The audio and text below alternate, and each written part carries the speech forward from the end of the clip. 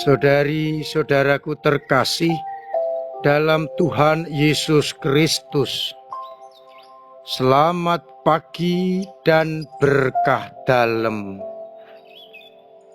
Kita berjumpa kembali dalam renungan harian Senin 14 April 2025. Seperti biasa, kita mendasarkan permenungan kita pada bacaan Ekaristi hari ini. Bacaan yang pertama dari kitab Yesaya yang menggambarkan bagaimana Allah tetap akan memelihara umatnya. Buluh yang terkulai tidak akan dipatahkan, dan sumbu yang berkedip-kedip atau pudar nyalanya tidak akan dipadamkan. Ia tetap akan menjaga dan memberikan pengharapan kepada segala bangsa, segala suku, dan segala pulau mengharapkan pengajarannya.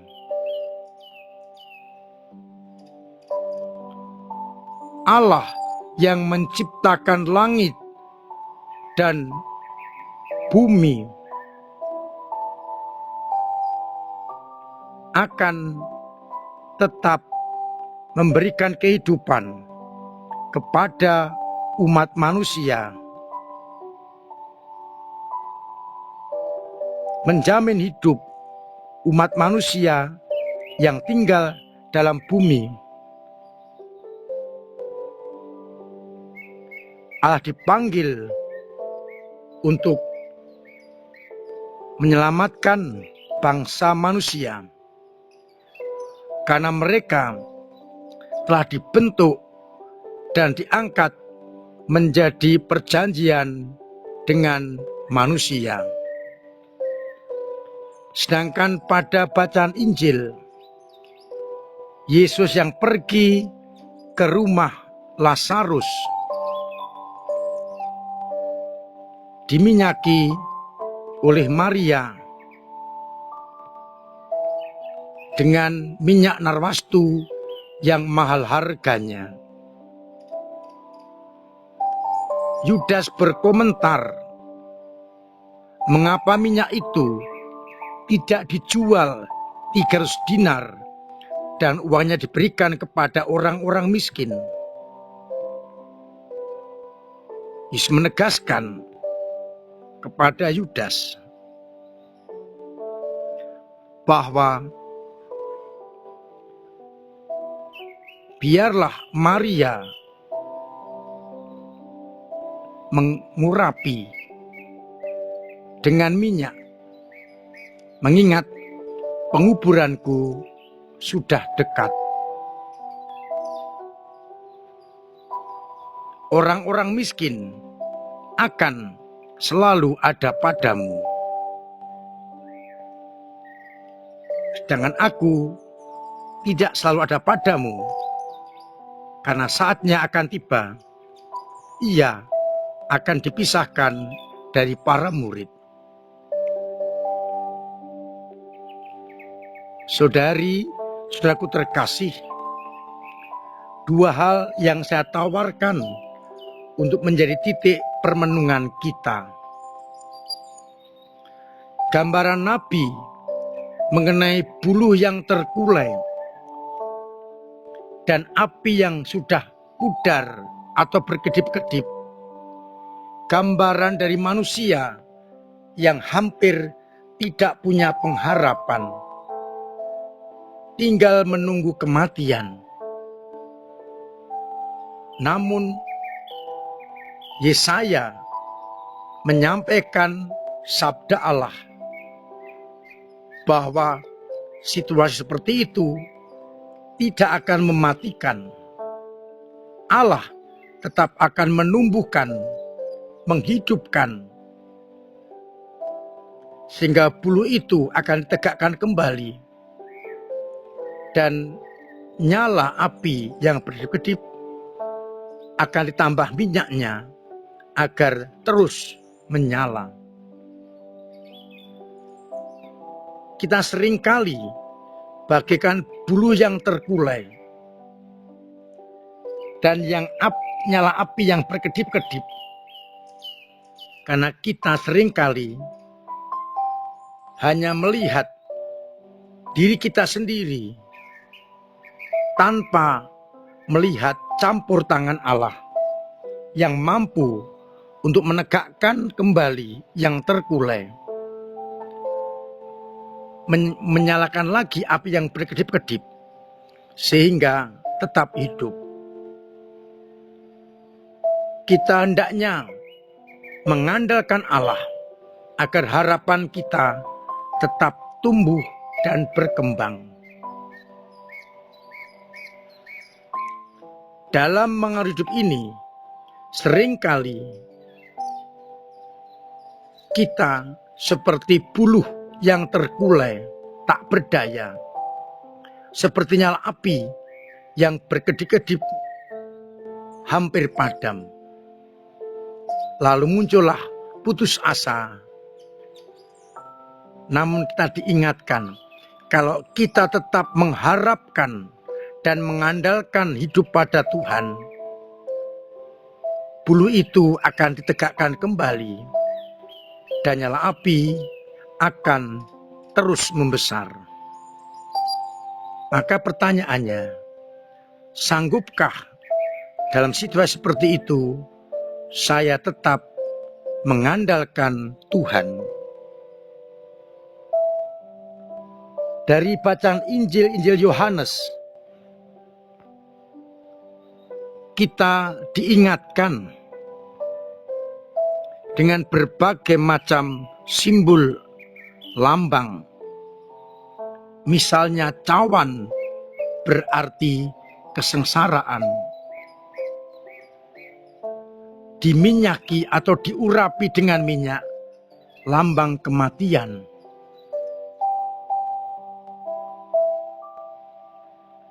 Rumput yang hijau, lambang kehidupan. Maka kalau kita ingat, orang diminta duduk di atas rumput ketika bergandaan roti, maka yang ada kehidupan.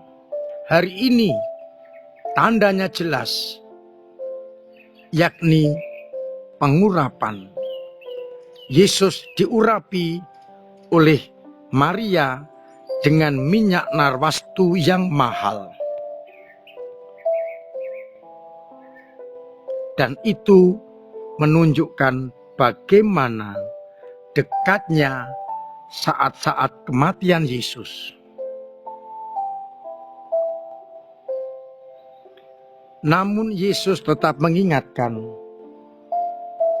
sekalipun ia harus pergi, namun tugas Yesus harus diteruskan. Yesus memberikan pengharapan kepada orang-orang yang sakit, lemah, miskin, dan tersingkir, yang tidak diperhitungkan. Ia bela. Tugas itulah yang harus dilanjutkan oleh para murid ketika ia sudah diurapi dengan minyak, ketika sudah dibunuh.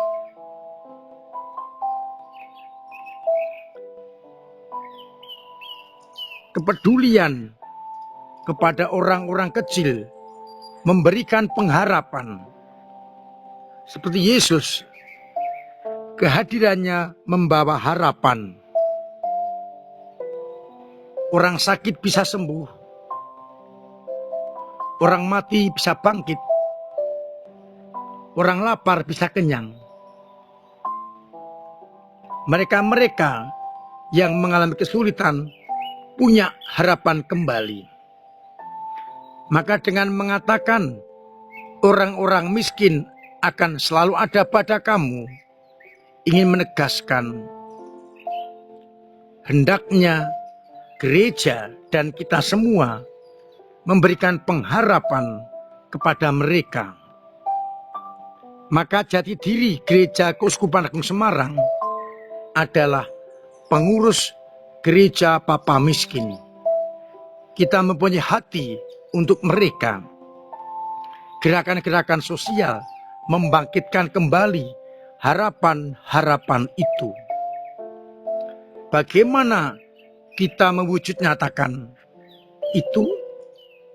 Kesempatan dalam masa Prapaskah, kita juga punya kesempatan untuk berperhatian kepada orang-orang kecil, memberikan pengharapan bagi mereka lewat kotak-kotak APP yang sudah dibagikan. Kotak itulah menjadi bentuk tobat kita untuk mengikuti pesan Yesus. Orang-orang miskin selalu ada pada kamu. Berilah pengharapan.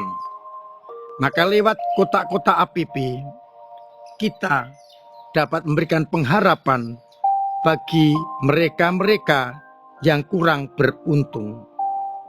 Maka silahkan panjenengan memanfaatkan kotak APP untuk memberikan pengharapan kepada mereka-mereka yang belum beruntung. Kotak APP ini tidak hanya untuk umat paroki, tapi akan dibawa untuk tingkat keuskupan dan tingkat nasional. Sehingga kotak APP ini akan berguna bagi siapapun juga di seluruh negara kita yang berkurang berpengharapan karena kemiskinan. Maka mari kita teruskan, kita tingkatkan semangat untuk memberikan pengharapan dan hidup baru kepada mereka yang tersingkir, lemah, miskin. Mari kita berikan pengharapan itu kepada mereka-mereka yang kehabisan atau kekurangan atau tidak mempunyai harapan lagi. Tuhan memberkati kita sekalian. Amin. Marilah kita berdoa. Bapa yang penuh kasih, kami bersyukur karena sabdamu pada pagi ini memberikan pengharapan bagi kami yang kadang-kadang lemah, kadang-kadang jatuh, kadang-kadang kehilangan harapan. Sekaligus mendorong kami juga untuk memberikan harapan kepada orang-orang miskin, lemah, miskin dan tersingkir. Agar mereka pun tumbuh harapan baru. Maka semoga kami memampukan untuk hidup dalam harapan yang baru. Hidup yang sesuai dengan kehendak-Mu. Agar akhirnya banyak orang mengalami sukacita. Kuatkan iman kami yang kadang lemah. Bangkitkan bila iman kami jatuh. Dorong kami bila iman kami mandek. Dan berikan lagi iman bila kadang-kadang iman kami hilang. Semoga dalam menghadapi apapun juga, iman kami tetap bertumbuh, kuat, dan sungguh-sungguh kokoh menghadapi berbagai tantangan. Semoga umat-Mu yang sakit Engkau sembuhkan, yang punya beban berat Engkau ringankan, yang punya persoalan Engkau bantu mengurai, agar akhirnya kami tetap percaya kepadamu dan mengandalkan Engkau. Untuk itu, sertai kami dengan berkat-Mu sendiri, Bapa dan Putra dan Roh Kudus. Amin. Saudara-saudaraku terkasih, tetap saya dorong untuk memiliki pola hidup yang sehat, agar kita terbebas dari berbagai macam penyakit. Kita masuki pekan suci dengan olah rohani yang sungguh-sungguh, agar akhirnya kita siap memasuki hari-hari suci.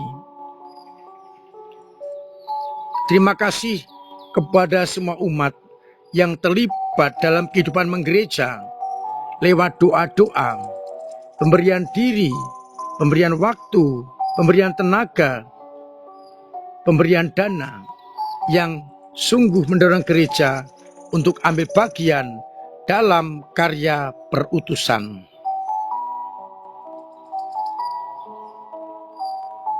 Saya menghimbau kepada umat yang tinggal di sekitar gereja dan masih muda, kalau jauh, kalau meskipun muda, saya himbau agar menghadiri perayaan Ekaristi yang kedua.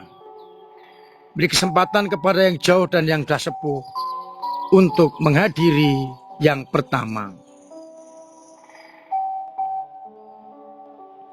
Mari kita persiapkan batin kita untuk benar-benar memasuki pekan suci dan akhirnya sampai pada kebangkitan Tuhan kita Yesus Kristus.